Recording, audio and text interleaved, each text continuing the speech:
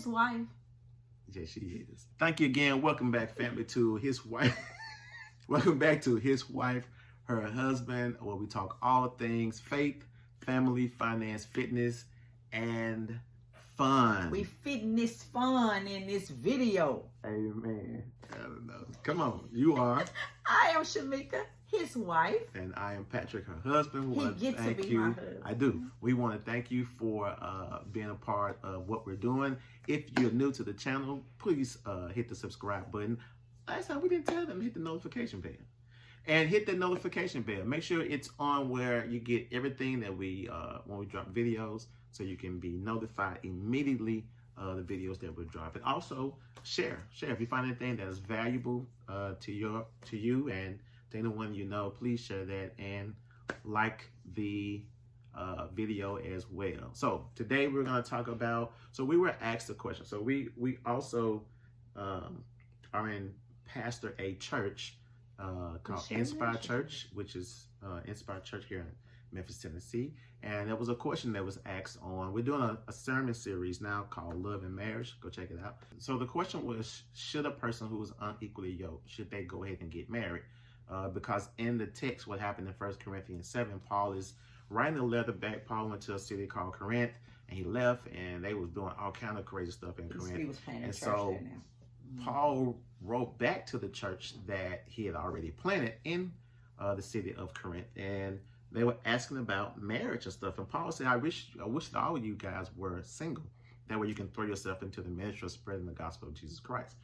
He said, but you know, for those who are married, if someone is married, so the thing was, both of the people weren't what we call saved, and one ended up getting saved. And so I guess the question was, should that person leave the unsaved person?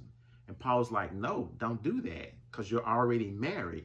So once you're married and one person comes to Christ and the other person is still not, or so let's say they're atheists, Paul's saying stay in the marriage. Now we know you don't have to stay if there's any abuse, but we're saying there's no abuse, just irreconcilable difference. He says stay in the marriage because you bring wholeness to the marriage. Well, the question is, what if you're dating someone and you get saved and they're still not saved? Should you go ahead and get married?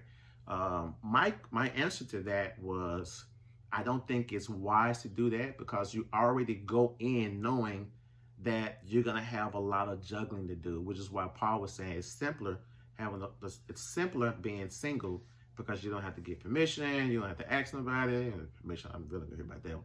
You know, you don't have to figure out what your schedule is, and you can go on mission trips and stuff like that. So my suggestion was, it's not wise. Now, I understand people have feelings and feelings get in the way, but you know, I think it's going to be, especially if you're true to your call as a believer, I think it's going to cause more problems than you expect if you go into a marriage unequally yoked.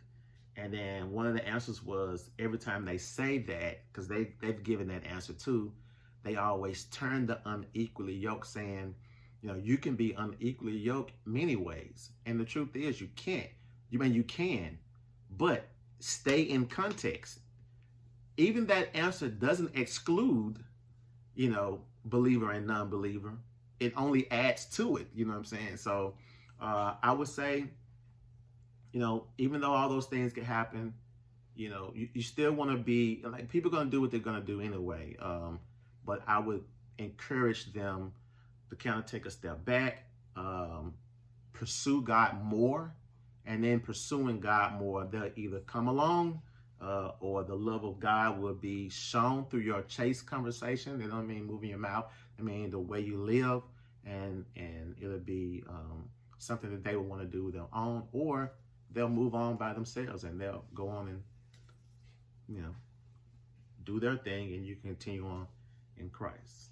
Got anything? Cause you look like you're not gonna say anything. I was waiting. All right, go ahead. Interrupt. I wanted to interrupt though, but I didn't. You did a good job. So my son in the back, he did this to my wife, because we're known for interrupting each other in our conversation. So I would agree with Patrick that it would be unwise to marry knowing that you and this person do not currently agree spiritually. Right. Now, with that being said, it will be very important if you see that you're compatible in so many other areas to really sit down and discuss and talk. What are the chances or the likelihood of this person coming to know Christ or wanting to entertain? Because you don't want to force anybody's hand to say, you know, either you become saved or it's nothing. And Which then he'll just say that, yeah, baby, I love you, just so he can, you know, consummate later. So we don't want it to be just for that. But we now listen, I know that sounds funny, but that is true. A lot of people will go ahead and say yes to get under the dress. See, that rhyme. They will do that. But you don't want to be found being duped, right? Or being tricked on either ends, right? When it comes to matter spiritually. Because decisions, I mean, like, real serious decisions will come up that will need to be, where are you spiritually, like where you coming from, your character. That's very important in sharing life together. So I would definitely say that you wouldn't want, it wouldn't be wise to me to marry unequally yoked. Can you? Yeah, you can do whatever you want to do, but it wouldn't be to your benefit to do that. And I think that that's what people want to know. Could they get away with it? Yeah, you can get away with anything, but it's a matter of time before that thing show up. And you will see that it wasn't to your benefit. And it's like, well, you made the decision and the choice. And I think ultimately, you know, you want to be found making the best and right choice, the best and right choice pertaining to your life, versus going in clueless or unaware. It's like, it's time out for that. Like, the truth of the matter is, not only when it comes to marriage, but just in life choices, period, we have a tendency to compromise on things that we know we shouldn't do, wanting right results, and it's like, you didn't do it the right way. So like, stop. Let's just stop trying to manipulate life and try to trick life and the principles to get what we want to get when you know you're not doing what you're supposed to do. Like, at the end of the day, just cut it out. But you made a good point, because you have two people who have spent years together, and they really love each other, and they really care about each other. And then one gets saved. They're not married yet, but they still have all these other things that they like and they're in common. I would say in marriage counseling, the fact that one is saved, not saved, will come up. And if the truth be told, if the person who has just given their life to Christ really go all in and following what God says about living guided by the Spirit of God, it'll create a wedge anyway. You know what I'm saying? If they really do what they're supposed to do according to what they want, it'll create a different interest. It'll create a different interest in that, you know. Different interest, different direction. And so again, we're not saying that you can't, because you can. I just think it'll present more issues than should be, that you may not be ready for. And the truth of the matter is, even if you do, let's say if you do enter into marriage or into dating unequally yoked, somebody's going to compromise somewhere. Like, either the non-believer will eventually give in to whatever the believer's doing, especially if they're serious about their walk with the Lord. And then by the same token, the one who's professing to be a Christian and they really kind of lukewarm with it, they'll probably end up doing something that the unbeliever has persuaded them to do, or that they have decided to do ultimately, that they know that they probably shouldn't have.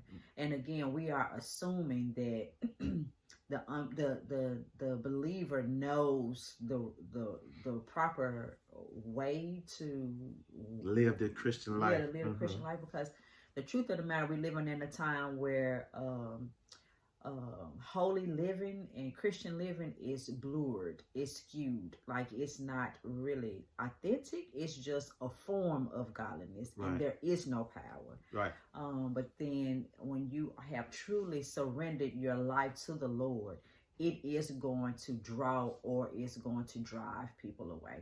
at the end of the day. That's a good thing to talk about too, because with the faith part, what does the Christian life, Christian living look like? Because at one point you can tell the difference. Now, what is the difference between? But that's another video. Yeah. We'll talk about that some other time. Yeah. But let us know what you guys. What do you think? You know, do you think if you're two people who don't believe in God, you know, whether it's whatever, they don't believe in God, and one comes to Christ, should they still get married, or should? I do want to interrupt and say this. Oh no, you already did. If you are married, and both of you initially were unbelievers when you entered into the marriage covenant. Right. Then one of you gave your life to the Lord. Right. You surrendered your life to the Lord. Mm-hmm. Do not divorce the unbeliever. Right. Because now you are unequal at the present time. Because this person is still a non-believer. Right.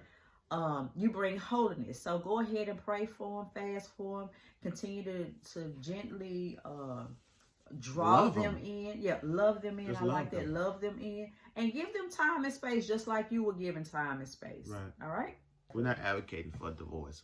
You know, that's not what we're advocating. But again, it hurts. We want to know, what do you think? So if there are two unbelievers or two non-religious people, one becomes religious or give their life, and we're talking about in the Christian worldview, one gives their life to Christ, should they still get married? Or should they take the consideration that they're unequally yoked and maybe find someone who is a Christian? I'm going to tell you. What do you think about that? What's don't your thoughts? sign up for that headache. What are your thoughts?